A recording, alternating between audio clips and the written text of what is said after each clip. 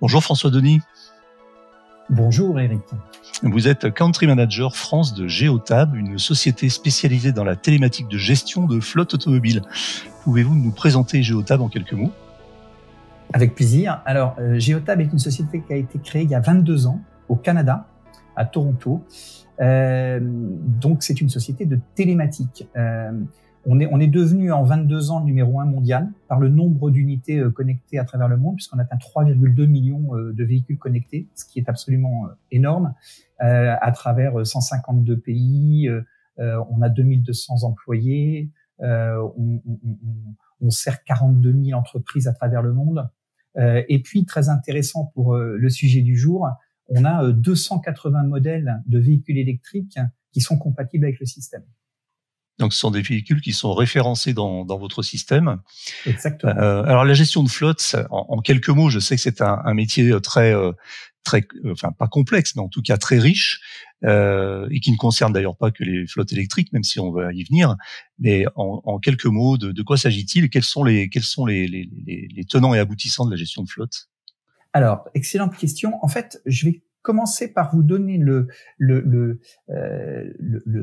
slogan, on va dire, de Geotab à la création depuis le début. Le créateur de Geotab dit que on ne gère bien que ce que l'on mesure.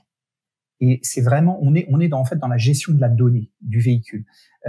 Si on revient à ce que c'est que le fleet management, la gestion de flotte, en fait, tout dépend du point de vue duquel on se place. C'est-à-dire que une société de location longue durée va avoir sa propre définition, une société de gestion de flotte va avoir sa propre définition. Nous, on est dans ce qu'on appelle la télématique. Et donc, Geotab, ce que l'on fait, nous, c'est de collecter de la donnée des véhicules et ensuite de traiter la donnée de ces véhicules qui remontent du véhicule. Il y a en gros 3 types de données.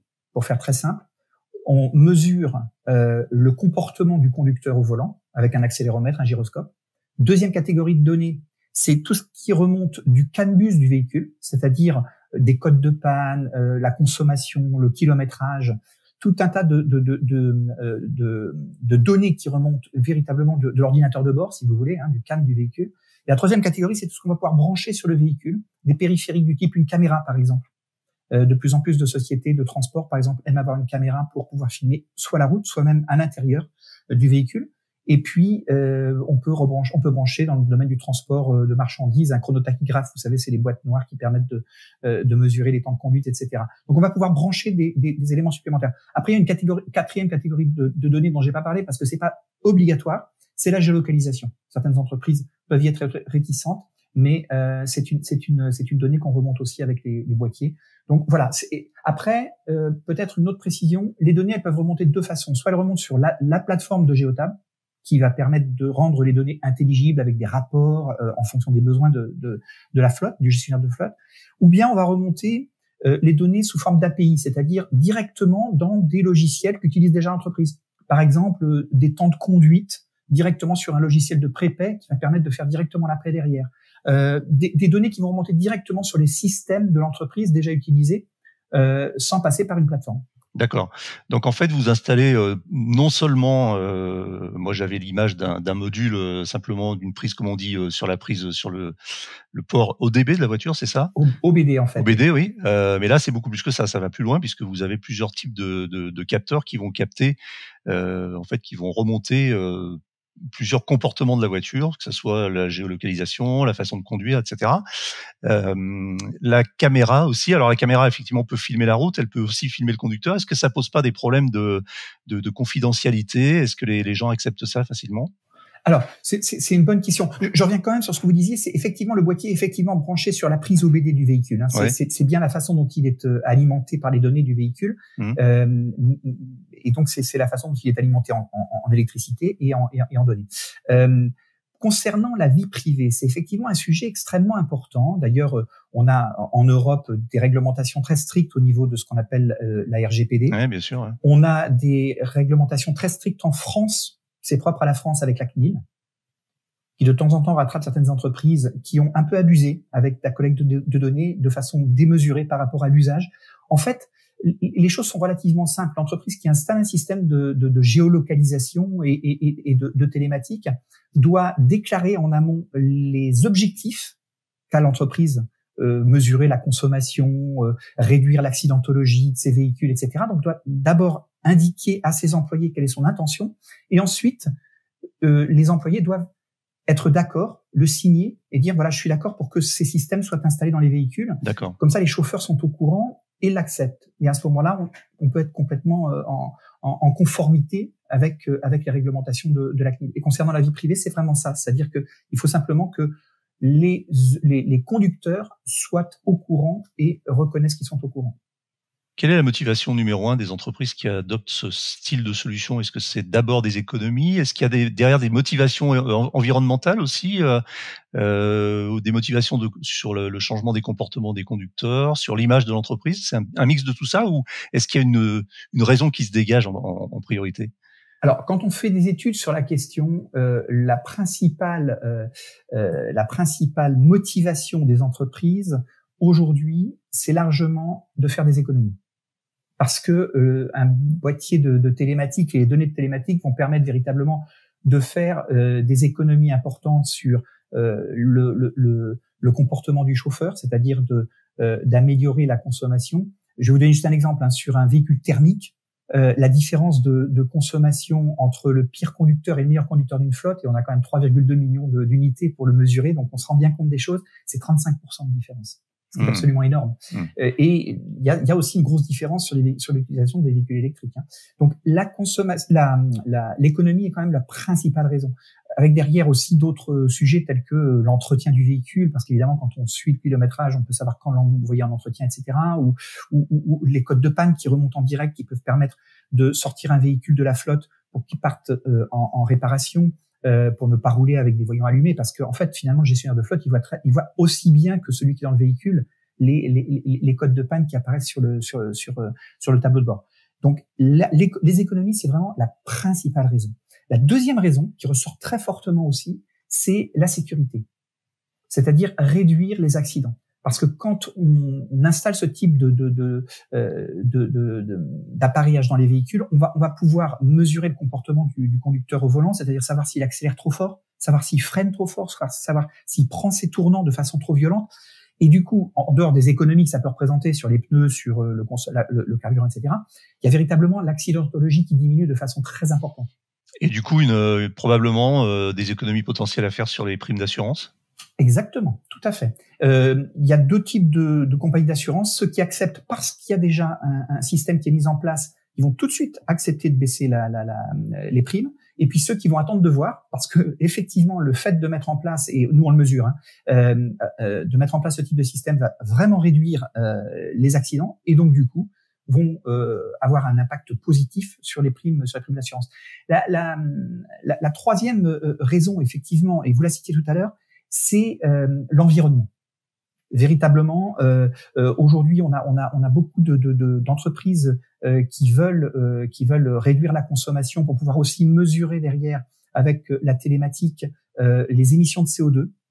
C'est notamment pas mal les sociétés de transport qui vont chercher à pouvoir prouver, notamment lorsqu'elles répondent à des appels d'offres, qu'elles sont de plus en plus vertueuses au niveau de leur flotte. Et donc, il y a effectivement un impact RSE important lorsqu'on met en place ce type de système. Ouais, c'est ce que j'allais dire. Justement, j'allais parler de la RSE et de la responsabilité sociale et environnementale des entreprises. Est-ce que aujourd'hui, on sait que les grandes entreprises se sont dotées de services ou de responsables ou je ne sais plus, responsables de la RSE. Vous rencontrez aujourd'hui ce type d'interlocuteurs? Vous avez des interlocuteurs comme ça dans les entreprises?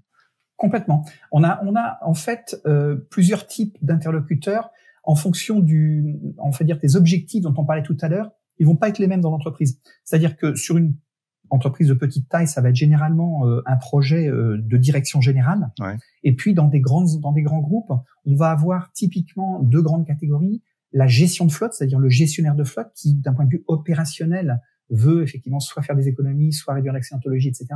Et puis les entretiens, enfin tous ces sujets, on va dire opérationnels. Et puis on va avoir effectivement les interlocuteurs ressources humaines, RSE, qui eux sont intéressés par le système pour accompagner en fait le changement dans l'entreprise. Et on pourra sûrement en parler. L'un des gros avantages aussi d'installer de la télématique dans la flotte, c'est que ça va permettre d'aider à la transition vers l'électrique. quelque chose qui est très demandé au niveau, encore une fois, RSE des entreprises. Oui, alors justement à ce sujet, on y vient. Est-ce que vous voyez une tendance lourde à l'électrification des flottes? Ça avance, ça va vite. Comment on en est? Vous parliez tout à l'heure de plusieurs millions de voitures connectées à vos dispositifs. Vous avez déjà des chiffres qui remontent sur l'électrification sur la partie électrifiée de cette flotte? Alors effectivement, on a effectivement aujourd'hui chez les gestionnaires de flotte 2 grands sujets qui ressortent en ce moment. Le premier, c'est l'électrification. Le deuxième, c'est l'autopartage. Ouais. C'est vraiment les 2 grands sujets des gestionnaires de flotte aujourd'hui en France, et pas seulement en France. Et sur le sujet de l'électrification, effectivement, on voit que la question que se pose le gestionnaire de flotte, c'est de savoir quel véhicule il va pouvoir passer à l'électrique. Et donc, nous, on a chez Geotab la possibilité, en mettant de la télématique dans les véhicules, de mesurer très précisément l'usage du véhicule. C'est-à-dire qu'on va savoir quel kilométrage est parcouru. Quelquefois, il va y avoir davantage de kilomètres parcourus certains jours de la semaine, etc., par les utilisateurs. Donc, on va savoir quel est exactement l'usage pour pouvoir ensuite le comparer effectivement avec l'autonomie des véhicules électriques qui sont disponibles sur le marché aujourd'hui. Et puis, il y a les temps de pause qui vont être mesurés aussi. Ces temps de pause, demain, ce sera les temps de recharge. Donc, en fait, on va pouvoir très précisément, en fonction de l'usage du véhicule, pouvoir proposer en face les véhicules électriques qui existent sur le marché et dont on a mesuré la véritable autonomie. Je parle pas de l'autonomie WLTP, je parle de la véritable autonomie que nous avons mesurée nous-mêmes.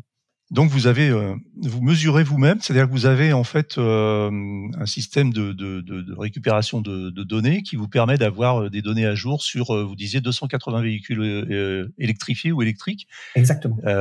Et du coup vous faites les essais vous-même, c'est-à-dire que au-delà effectivement du cycle WLTP, vous prenez les voitures vous-même et vous faites vos propres essais qui correspondent plus à une réalité d'usage de vos clients, c'est ça? Alors, nous, c'est par les données des véhicules eux-mêmes qu'on peut, de façon agrégée et anonymisée. D'accord. Hein, attention, on est sur le big data. C'est-à-dire qu'on va pas précisément mesurer l'autonomie du véhicule de monsieur untel, mais on va mesurer de façon agrégée, anonymisée, les autonomies des véhicules un par un. Tous ceux qu'on a pu, qu'on remonte sur la plateforme. Et donc, ça peut donner un chiffre très précis comparé à des données WLTP qui, elles, sont souvent, on va dire, surprenantes. Oui. Et donc là, on est sur un usage réel. Et notamment quand on parle de véhicules utilitaires, électriques, par exemple, parce qu'il y a une charge, il y a différentes choses. Et puis nous, on tient compte, on va tenir compte de la température extérieure, qui fait que, comme tout le monde le sait, la batterie va avoir perte de l'autonomie. Voilà, perte de l'autonomie. Ensuite, on va tenir compte aussi de la dégradation de la batterie, parce que ça aussi on le mesure. C'est-à-dire qu'au cours de la vie d'une batterie, on va avoir une dégradation. Et donc en fait, on va pas comparer à une batterie qui est 100% neuve. Et donc ça va donner, et en plus on va y ajouter aussi une marge de manœuvre, parce que tous les conducteurs ne conduisent pas de la même façon. On l'a dit tout à l'heure, ça peut être même très différent d'un conducteur à l'autre. Et donc ça donne quelque chose de beaucoup plus réaliste pour pouvoir être complètement sûr que tel véhicule thermique peut vraiment passer à l'électrique avec tel ou tel véhicule électrique en face. Donc c'est vraiment de la donnée très fine, très granularisée, comme on dit. Exactement. Vous disiez tout à l'heure que entre un très bon conducteur et un conducteur un peu moins vertueux, on va dire, entre le meilleur et le pire, pour utiliser l'expression, on peut avoir jusqu'à 35% de différence de consommation. Donc ça, c'est quelque chose que vous avez mesuré sur le thermique. Est-ce que vous avez déjà une mesure sur l'électrique? Est-ce que vous pensez, en tout cas, est-ce qu'il y a une tendance? Est-ce que c'est plus que ça, moins que ça, ou équivalent? Alors, je pense que c'est un peu moins, parce qu'effectivement, il y a quand même de la récupération d'énergie sur le véhicule électrique qu'on n'a pas sur le véhicule thermique. Donc, c'est très certainement moins. Maintenant, j'ai pas de chiffres à vous communiquer très précisément sur cette différence de consommation. Mais effectivement, on le voit sur le véhicule thermique, il y a une grosse différence, comme on le disait tout à l'heure. Sur le véhicule électrique, c'est évident qu'on a aussi une grosse différence de comportement. Alors ça, ce sont des données d'aide à la décision et à la gestion et au pilotage des flottes, mais aussi finalement à la gestion des hommes, de l'humain. Et quelles sont les actions qui sont mises en place par rapport à ce classement entre guillemets, c'est-à-dire entre le meilleur conducteur et celui qui est le moins économe? Est-ce qu'il y a des programmes vous préconisez-vous des programmes de formation? Est-ce que vous le faites vous-même, de la pédagogie, des sanctions, des récompenses? Vous accompagnez les entreprises dans ce domaine, ou vous vous contentez juste de fournir la data? Alors, nous, on fournit la donnée, Ouais. mais effectivement, on incite bien sûr les gestionnaires de flotte à utiliser au maximum cette donnée pour pouvoir en faire quelque chose d'utile.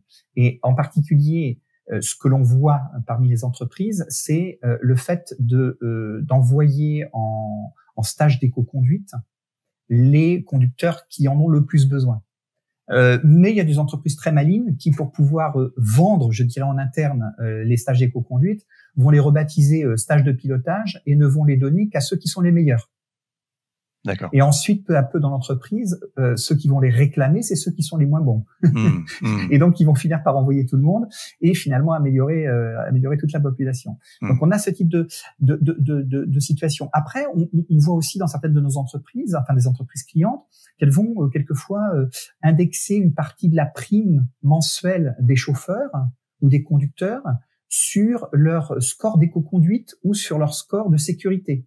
On a une entreprise qui a mis ça en place et qui a pu constater au cours de ces derniers mois le prix du carburant a énormément augmenté et leur facture mensuelle de carburant n'a pas augmenté.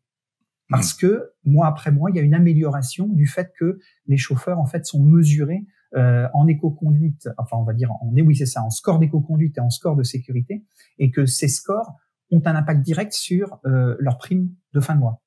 Sur la flotte des véhicules, sur les 3 millions et quelques véhicules que vous gérez aujourd'hui, enfin que vous gérez en data pour les entreprises, Oui. Vous connaissez le mix entre voitures particulières et voitures utilitaires? C'est-à-dire en gros entre voitures de fonction et véhicules utilitaires? Nous aujourd'hui, on s'adresse aux trois types de véhicules qui existent sur la route, les trois grands types qui sont le véhicule léger, le véhicule utilitaire qui représente la plus grosse partie de la flotte, puisqu'il y a une vraie utilité, je dirais, opérationnelle, et puis les véhicules lourds. Et dans les véhicules lourds, il y a les poids lourds, il y a les engins de chantier, il y a les cars, les bus, donc tous ces véhicules lourds qui sont très équipés, qui ont un taux d'équipement assez important. Les véhicules qui ont un taux d'équipement le plus faible, c'est les véhicules légers, parce que ce sont des véhicules qui vont souvent plutôt être conduits soit en véhicules de fonction, soit des véhicules de commerciaux, donc de flottes de commerciaux, et qui ont souvent davantage de réticence pour les sujets dont on parlait tout à l'heure de vie privée. Même si il existe chez Geotab, et c'est extrêmement important de le préciser, et d'ailleurs c'est une exigence de la CNIL, un mode vie privée qui permet en fait de passer en mode vie privée pour que le véhicule ne soit pas géolocalisé le soir, par exemple, lorsque le véhicule est utilisé à titre privé, ou le week-end, ou en vacances. Et c'est une exigence de la CNIL et c'est quelque chose qu'on applique complètement. Et le mix entre électrique ou entre thermique et électrique aujourd'hui dans le parc, vous le connaissez? On sent déjà une montée de l'électrique. Est-ce que ça correspond à, par exemple, au pourcentage de voitures électriques dans le grand public? Je sais qu'en France aujourd'hui, il y a à peu près 600 000 voitures 100% électriques en circulation, ce qui représente un peu moins de 2%, je crois, du marché. Vous êtes un peu dans les mêmes chiffres sur vos flottes en entreprise? Alors nous, on est à peu près sur les mêmes proportions, tout simplement parce que, comme je vous le disais tout à l'heure, on a aujourd'hui les véhicules électriques qui sont compatibles avec le système. Donc, dès qu'il y a un nouveau véhicule électrique qui sort, on va le rendre compatible. Et donc, en fait, on va être capable d'accompagner la flotte dans son électrification. Non seulement parce qu'on a des services, comme je le précisais tout à l'heure, mais parce qu'après, il y a aussi besoin véritablement d'accompagner un véhicule électrique avec la télématique encore plus qu'un véhicule thermique. Parce qu'il y a la question de la charge, il y a la question de l'état de la charge du véhicule, il y a la question de la recharge du véhicule. Il faut gérer, par exemple, lorsque sur un parking on a décidé de mettre moins de bornes qu'on a de véhicules électriques, il va falloir prioriser les véhicules en fonction de leur état de charge. Donc il y a tout un tas de choses qui entrent en ligne de compte en gestion du véhicule électrique, qui fait que la télématique est presque indispensable, je dirais, pour gérer un véhicule électrique, encore plus que sur un véhicule thermique. Donc nous, au niveau des mix, on est sur un mix qui est comparable à celui du marché, tout simplement parce que les véhicules électriques arrivent de plus en plus nombreux dans les flottes. Il y a eu la LOM depuis 2022 avec l'obligation que une partie des renouvellements soit fait en électrique ou en PHEV. Et puis il y a les ZFE. Donc ça a un gros impact sur les véhicules utilitaires parce que les véhicules utilitaires sont en train de passer à l'électrique de plus en plus et très rapidement parce que en anticipation, quand on garde un véhicule utilitaire un certain nombre d'années, eh bien on prévoit que très rapidement il va plus pouvoir circuler dans ces ZFE. Donc aujourd'hui déjà il y a une forte, on va dire une forte transition qui se fait vers l'électrique dans les flottes d'entreprises. Vous avez récemment sorti début janvier, là il y a quelques jours, un petit document qui liste un peu vos prédictions pour 2023. Donc on trouve plein de choses intéressantes et qui sont vraiment, on sent que c'est résolument orienté vers l'électrification et vers la décarbonation des flottes. Donc sur le parcours en détail, effectivement, vous parlez des ZFE. Donc vous dites que aujourd'hui elles sont situées dans 11 métropoles françaises, mais que ça va devenir un sujet vraiment central pour c'est ce que vous disiez pour les flottes. Donc la loi LOM aussi. Alors c'est quoi? C'est 70% à l'issue de. C'est quoi? C'est l'horizon 2030 ou 2035, 70% des flottes devront être électrifiées, c'est ça? Exactement, mais ça a commencé déjà en 2022 et c'est au moment des renouvellements que le gestionnaire de flotte finalement se pose la question, même si c'est quelques véhicules, il se pose ces questions dont on parlait tout à l'heure. Grâce à la télématique, il va pouvoir savoir y répondre et ensuite la transition vers l'électrique se fait de façon beaucoup plus facile. Et ce qui est amusant, c'est que, on le constate vraiment, les gestionnaires de flotte à ce moment-là se posent aussi la question, et si ces véhicules électriques, je les partageais? Et dans ce cas-là, la télématique est très utile pour ça, parce que finalement, l'autopartage peut se faire avec des clés physiques, mais c'est extrêmement complexe, et puis il y a toujours des clés qui se perdent, etc. Ouais. C'est un peu compliqué à gérer dans une entreprise. Avec le système keyless que peut permettre, par exemple, un système comme Geotab, à ce moment-là, c'est le smartphone qui permet d'ouvrir et de fermer le véhicule. D'accord. Et donc, en fait, l'autopartage en entreprise est quelque chose de très simplifié. Donc, vous installez c'est un module supplémentaire qui permet de déverrouiller la voiture, ou c'est toujours le même module qui se branche sur la prise OBD qui permet de faire tout ça? Alors, le module, effectivement, est toujours le même, branché sur la prise OBD. Et puis, on y ajoute effectivement un module supplémentaire en Bluetooth qui va permettre de le faire aussi d'ouvrir avec un badge ou avec un smartphone. Ouais, qui permet de communiquer avec le smartphone. Tiens, d'ailleurs, une question au sujet de cette fameuse prise OBD. Je crois que chez Tesla, c'est un peu particulier. Il n'y en a pas, ou alors il y a un capteur un petit peu différent. Vous avez des Tesla sont référencés chez vous, ou ça pose un problème? Oui. Oui. Non, on les a toutes. Non, la particularité, c'est quoi? C'est que la prise OBD, elle a été créée comme un standard à travers tous les constructeurs automobiles thermiques pour des raisons de mesure d'émissions. Oui, d'émissions de gaz. Et donc, en fait, bien sûr, cette mesure n'a plus d'intérêt sur les véhicules électriques puisqu'il n'y en a plus. Et donc, en fait, ce standard OBD2, qui est le standard actuel, international sur tous les véhicules thermiques, eh bien, ce standard n'existe plus sur les véhicules électriques. Et c'est pour ça que c'est beaucoup plus compliqué. On est chez Geotab très en avance avec nos 280 modèles parce que c'est quelque chose de beaucoup plus compliqué. Il y a un travail d'ingénierie profond pour aller lire les données des véhicules électriques qui sont finalement par type et modèle tous différents. Alors que le standard OBD2 sur le véhicule thermique est quelque chose de très pratique parce que le langage est le même. On branche dans la prise et on a juste à reconnaître en fait les trames qui sont quelque chose sur lesquelles on va dire qui sont standardisés. Alors rapidement sur vos prédictions, vous parlez de beaucoup de choses donc très intéressantes. On a parlé de l'autopartage, la télématique qui va continuer à se développer, de cette fameuse Geotab keyless, donc la possibilité de partager une voiture sans clé avec le smartphone. Il y a quelque chose qui a retenu mon attention. Vous dites que la gestion de l'énergie au cœur des évolutions, l'installation des bornes de recharge rapide sur les grands axes, donc ça sera accéléré, ça on le sait, on le constate puisque il y a eu déjà encore un gros coup de boost en 2022. On est passé de, je crois, 55 000 à plus de 80 000 points de charge en France à fin 2022 et on devra atteindre le fameux cap des 100 000 au printemps. Mais il y a autre chose qui a retenu mon attention, c'est vous parlez, et c'est vrai que tout le monde n'en parle pas très souvent, et c'est un sujet qu'on aime beaucoup chez Automobile Prod parce que on considère que c'est vraiment un sujet d'avenir, c'est le vehicle to grid. C'est-à-dire que vous considérez que c'est quelque chose qui va accélérer le verdissement des flottes. C'est certain. En fait, c'est une technologie qui existe déjà. Ouais. Il ne reste plus qu'à la répandre. Elle a une vraie utilité. On le voit depuis que quelques mois, on parle de risques de coupure de courant dans les pays occidentaux. C'est vrai que ce risque peut être limité si les batteries peuvent servir, les batteries des véhicules électriques peuvent servir finalement de réserve. Et le véhicule to grid, c'est quelque chose qui peut être fait aussi bien sur les parkings des entreprises où il peut y avoir des flottes immenses de véhicules électriques. Ça peut être fait au niveau de la maison d'un particulier qui peut en fait aller chercher le courant dans son véhicule quand il le souhaite, alors que le véhicule va lui se recharger par exemple dans les heures creuses. En fait, en termes d'optimisation, à un moment où on le sait, la transition énergétique se fait vers des renouvelables. Ces renouvelables, tout le monde le sait, c'est de l'énergie intermittente. Il n'y a jamais du vent quand on veut, ou bien du soleil quand on le voudrait, etc. Donc, c'est intermittent, et donc se pose le problème de la charge. Et on aura, avec les véhicules électriques qui se développent à une grande vitesse, une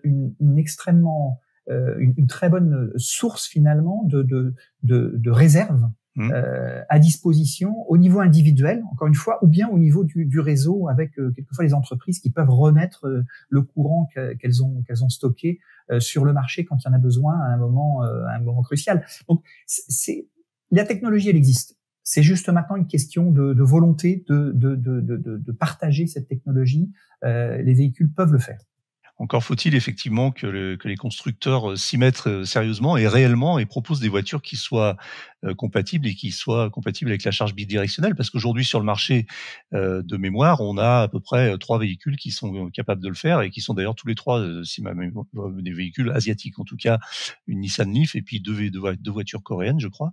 Ioniq 5 et Kia EV6. En dehors de ça, aujourd'hui, c'est le désert. Alors, on a parler à un moment du fait que les Tesla seraient peut-être compatibles et que ça serait simplement par le biais d'une activation software, ce qui n'a jamais été vraiment prouvé ni vérifié. Mais effectivement, on a l'impression que c'est une technologie d'avenir et d'aujourd'hui, mais les constructeurs n'ont pas encore vraiment adopté la démarche. Dernier point sur votre carnet de prédiction, on va dire, que j'ai retenu aussi, c'est vous parlez du champ du signe, carrément du véhicule hybride rechargeable en entreprise, en disant que entre les nouvelles règles gouvernementales et l'impératif de sobriété énergétique, à l'avenir, le PHEV, c'est-à-dire le véhicule hybride rechargeable, a un avenir très limité dans les flottes d'entreprises. Donc vous pensez que ça sent la fin pour l'hybride, le bon vieil hybride qu'utilisent les commerciaux aujourd'hui? Alors moi, je suis convaincu que c'est effectivement c'est une transition, cette technologie-là. Ouais. Les véhicules sont effectivement lourds. Les loueurs longue durée le disent. Au bout de 3 ans, 4 ans, ils voient beaucoup revenir de véhicules avec le sachet plastique du câble de recharge. Ouais, les gens ne rechargent pas. Ouais. C'est pas une légende, c'est pas une légende urbaine. J'en ai vraiment parlé. Il y a eu des études là-dessus. Ouais. Et donc quelque part, comme nous, on mesure la consommation, on mesure la consommation électrique, la consommation du moteur thermique, on le constate. Le PHEV est mal utilisé aujourd'hui parce que c'est un véhicule qui a été quelquefois imposé aux collaborateurs. Il n'a pas de moyen de recharge facile chez lui ou en entreprise. Et donc, du coup, se retrouve à tourner uniquement sur son moteur thermique. Et le véhicule est de fait plus lourd, parfois même souvent avec un véhicule thermique, avec un moteur qui est moins puissant. Et donc là, ils font face à une surconsommation. Et donc, les gestionnaires de flotte s'en rendent compte. Et voilà. Donc, ils le savent. C'est une période transitoire. Ces véhicules-là ont été pratiques un moment, mais pour ça, il faut aussi s'équiper de bornes dans les entreprises. Il faut, comme on le disait tout à l'heure, que les grands opérateurs déploient des réseaux de recharge rapides sur les grands axes, parce qu'en fait, ce qui fait peur beaucoup aux collaborateurs de l'entreprise, c'est la recharge en itinérance aujourd'hui. Et donc, à partir du moment où les choses sont en train de s'améliorer rapidement, on le disait tout à l'heure, par rapport au nombre de bornes qui se déploient, on aura sûrement la possibilité d'imposer aux collaborateurs des entreprises des véhicules purement électriques, et le PHEV, j'allais dire, disparaîtra de sa belle mort au fur et à mesure des années, parce que c'est un peu, quand il n'est pas rechargé électriquement, le PHEV est une aberration. Bien sûr, c'est plus lourd, etc. Très bien. Dernière question, c'est à votre avis, alors ça c'est une question un petit peu de prospective. Quand est-ce que, mais peut-être qu'avec vos données, vous avez déjà une idée, quand est-ce que on parviendra à des flottes zéro émission, par exemple en France? C'est une question Alors, très, j'ai très, pas, j'ai pas de date ouais, à vous apporter, mais ce qui est certain, c'est quand on voit la vitesse à laquelle les autonomies augmentent. Et nous, on a sorti une étude en septembre dernier qui a été menée sur 17 pays européens, 46 000 véhicules thermiques. On a vraiment mesuré la possibilité, on va dire, économique et du point de vue de l'usage, de passer les véhicules de ces flottes d'entreprises à travers l'Europe à des véhicules électriques. Et on a constaté qu'il y avait quand même en France 50% des flottes, 50% des véhicules de flotte, aujourd'hui, qui peuvent déjà passer à l'électrique, encore une fois, d'un point de vue économique intéressant, et d'un point d'accord. de vue usage, sans changer l'usage du véhicule. Mmh. Et pour une économie qu'on a mesurée à 8 642 euros par véhicule, et sans tenir compte des aides de l'État. Donc c'est beaucoup plus en réalité, parce qu'aujourd'hui les aides sont encore importantes. Elles seront moins avec le temps, mais ce que je veux dire par là, c'est que on a déjà 50%. Donc, étant donné la vitesse à laquelle les constructeurs annoncent des améliorations d'autonomie tous les 6 mois, on passe des caps importants. Les recharges rapides, les bandes de recharge rapide sont en train de se déployer rapidement. Donc, on va très certainement avoir sur les années qui viennent ce 50% qu'on a mesuré devenir 60, 70, 80%. Je suis persuadé que les 100%, on va les atteindre. Ça va être possible de passer toutes les flottes à l'électrique. Ça va prendre quelques années, mais ça va venir beaucoup plus vite qu'on ne croit. Alors, ils ont probablement 2030, 2035, on y sera, quoi. Oui, on sera capable de passer tous les véhicules, en tout cas on va dire dans nos régions, sur des véhicules électriques. Très bien. François Denis, j'ai une dernière question que je pose à tous mes interlocuteurs. Est-ce que vous roulez vous-même en véhicule électrique? Et puis, la petite question subsidiaire, est-ce que vous utilisez vous-même la solution Geotab? Alors, la réponse est oui, j'utilise la solution Geotab dans mon véhicule. Malheureusement, je dois dire, je ne suis pas encore passé à l'électrique, mais c'est quelque chose que je considère très sérieusement aujourd'hui. Très bien, merci beaucoup. Je rappelle que nous recevions aujourd'hui François Denis, Country Manager France de Geotab, une société spécialisée dans la télématique de gestion de flotte automobile. Merci. Merci.